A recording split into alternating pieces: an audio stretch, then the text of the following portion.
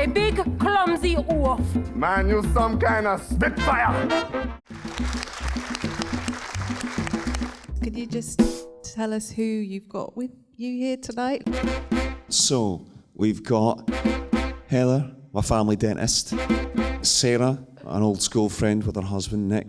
We've got my mum, my dad, my brother, his girlfriend, my uncle, my auntie, my gran Wilma, family friends, Anne and Bruce, my other auntie Lorna. You can see that Bernard has grown up in a house with a man who can't speak. He's grown up in a very sterile environment. I think Bernard is so out of his depth with Queenie, and he loves her so much, but he doesn't know how to express it. There's that view. There's also the view that he meets Maxie, and whatever he felt he wasn't sure of, and he died. He's got a good heart. He's just misplaced. I knew there was such a thing as romance. But what if that could happen to me? I think Queenie loves the idea as well of what romance is. It's two people not communicating and wanting different things, and it's just doomed to fail. Show me the rest, no? But this is it. Gilbert is lied to about what the British Army will do for him, and Bernard is lied to. They're both cut from the same cloth. They're both told one thing, and they're shown another. Gilbert sees that. We both just finished fighting a war for a better world we want to see. He tries to reach out to Bernard, But still, after all we suffer together, Bernard thinks he's superior. you still want to tell me that I am worthless and you are not. And I think that's what the play does really well, is it doesn't shy away from this. We have this view of Britain in that time, welcoming people in open arms, and that wasn't the case. I'm not sure you quite understand the amount of unease this is causing amongst your neighbours. They're just lodgers like anyone else. There are facets to everyone. Bernard is not an evil man.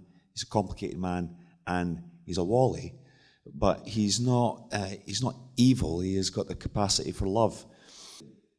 The goal was to explain his behaviour and not excuse it. It was uncomfortable, but it has to be done, because if you don't do that, you cheat the audience. What's been very apparent is that the people who want to see this show, it's their story, and they're completely invested in it. So much so that I've been heckled a few nights. I think that was the character, nothing else. Yeah. I'm Alfred Gardner. We actually had a man come in who actually was on the Windrush. He came in with his son, and that was such an experience. And he was full of life, and for a 93-year-old, Vanishing time. it's very humbling. It's a very weird experience having the cameras there, because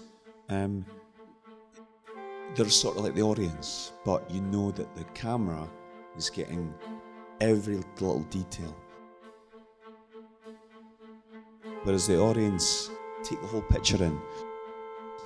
I think that it's been really fantastically done.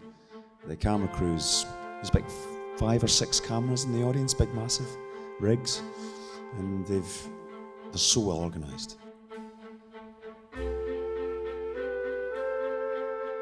Rufus had his ideas. Of course, he has the idea of the revolve and the projections, but they were completely developed as and when we went through. Gino, who worked with projections, he actually had to go out to Jamaica to get the footage. And ironically, he just had a wee baby, so he didn't want to go. And Rufus went, I'll go. No, he wasn't allowed to. In England, I will have a smart front door. I thought the show, seeing it from this view, I will have a dining room.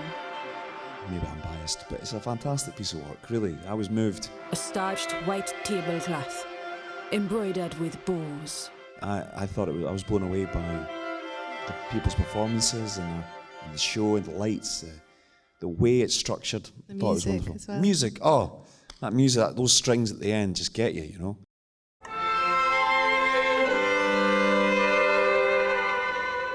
So I'm very proud and so grateful to be a part of that story. I think we all really appreciate here in towns like Bowness and places that are far away from London and from the South Bank, that chance to see fantastic theatre like this in our own cinemas. Without Bowness, I wouldn't be on the National Theatre. I'm so proud because without the music and drama departments, Bowness Academy, I don't think I'd be here.